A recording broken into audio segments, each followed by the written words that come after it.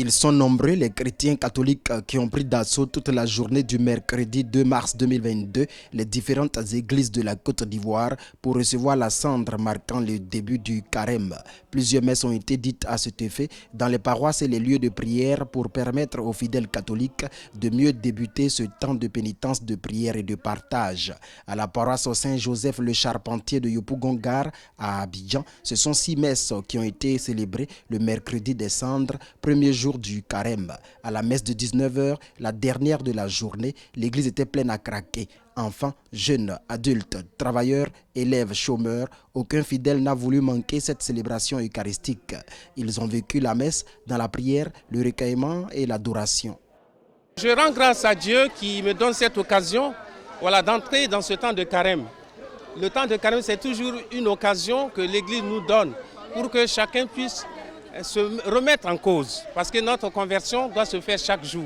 L'imposition des cendres, moment très important du premier jour du jeûne chrétien, a attiré toutes les catégories de fidèles dans les églises. Les fervents, les modérés et même les non-pratiquants ont effectué massivement le déplacement pour recevoir la cendre. Ce rite qui permet aux prêtres de marquer le front du fidèle d'un peu de cendre issue des rameaux séchés et brûlés rappelle ainsi la fragilité de l'homme, mais aussi la miséricorde de Dieu. On peut dire que la foi est en train de prendre le cœur des chrétiens. Il y a plus d'enthousiasme, il y a plus de dynamique, il y a plus d'engagement de la part des chrétiens. Et je pense qu'ils prennent conscience de cette nouvelle dimension, cette nouvelle compréhension du carême qui n'est plus un ritualisme, mais qui est un véritable temps de conversion, d'ouverture.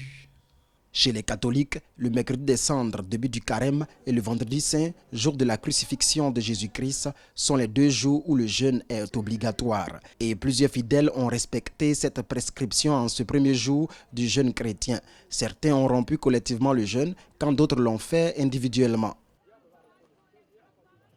J'ai jeûné et ça s'est bien passé, dans la joie surtout, et montrer aussi à mes frères, mes sœurs que le jeûne est un moment de partage, de joie et de pardon surtout. Que ce carême ne soit pas un carême de plus, mais que ce soit un temps de véritable rencontre avec Dieu, dans la méditation constante de la parole de Dieu, dans la rencontre avec Dieu, dans la prière et surtout aussi dans le partage, dans l'aumône, dans le vivre ensemble. 40 jours durant, les chrétiens catholiques du monde entier observeront donc cette période de jeûne, de pénitence et de partage. La célébration de la Pâque le 17 avril 2022 mettra un terme au carême.